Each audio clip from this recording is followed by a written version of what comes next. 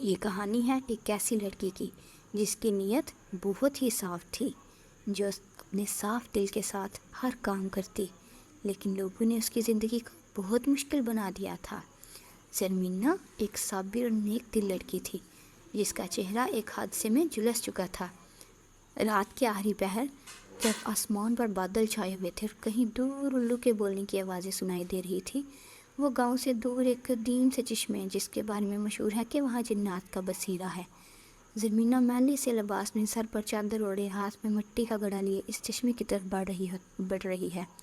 زرمینہ خود کلامی کرتے ہوئے، اے اللہ، لوگ کہتے ہیں یہاں سیب ہے، مگر مجھے تو ان بتوں پریتوں سے ڈر نہیں لگتا۔ مجھے تو ان جیتے جاگتے انسانوں سے ڈر لگتا ہے جو میری صورت کو دیکھ کر راستہ بدل لیتے ہیں۔ ان سے زیادہ بدصورت اور کون سے لوگ ہوں گے؟ ان سے زیادہ ڈرنے والے اور کون سے لوگ ہوں گے جو مجھے تکلیف دیتے ہیں؟ جیسے ہی وہ چشمے میں پانی بھرنے کے لیے جھکتی ہے، پانی کی لہر میں ایک عکس ابھرتا ہے، ایک لمبا روبدار شخص جس کی آنکھوں میں عجیب سی چمک ہوتی ہے، اس کے پیچھے کھڑا ہوتا ہے۔ زرمینہ گھبرا کر پیچھے مڑتی ہے، مگر وہ چیختی نہیں ہے۔ آذر، ایک جن جو کہ انسانوں کا روپ بھی لے سکتا ہے، وہ وہاں ہوتا ہے، اور وہ کہتا ہے، باری اپنی گونجتی ہوئی آواز میں کہتا ہے، تمہارے قدموں کی چاپ نے میری نیند میں ہلڑ ڈالا ہے۔ اے انسان زادی، کیا تم نہیں جانتی کہ یہ جگہ ہماری ہے؟ زرمینہ ہمت جمع کرتے ہوئے، معافی چاہتی ہوں، میں بس پانی بھرنے آئی تھی۔ اس وقت یہاں کوئی نہیں ہوتا، اس لیے میں اندھیرے میں آتی ہوں تاکہ کوئی میری بدصورت شکل دیکھ کر خوفزدہ نہ ہو۔ آذر زرمینہ کے قریب آتا ہے اور ایک مشعل کی روشنی میں اس کا چہرہ دیکھتا ہے، جس میں اسے زرمینہ کا جھلسا ہوا چہرہ صاف نظر آتا ہے۔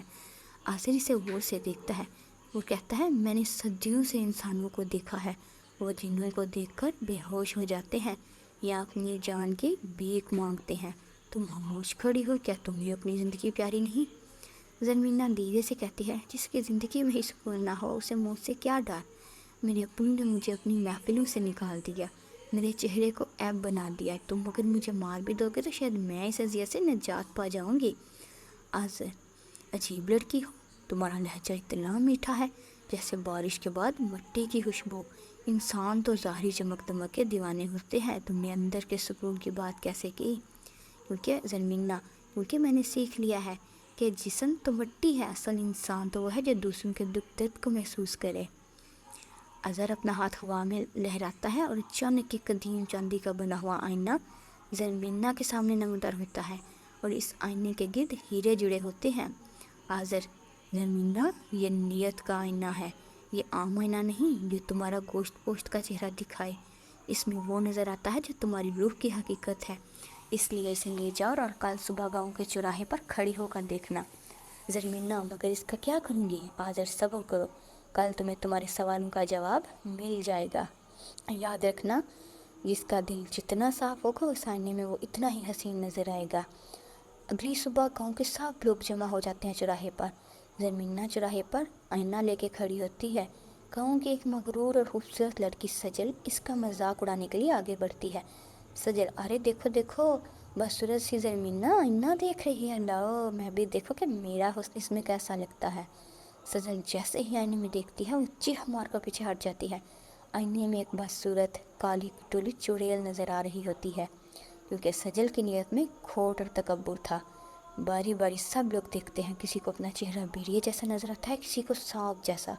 لوگ خوفزدہ ہو کر کہتے ہیں، یہ جادوئی آئینہ ہے زرمینہ، تم اس میں دیکھو۔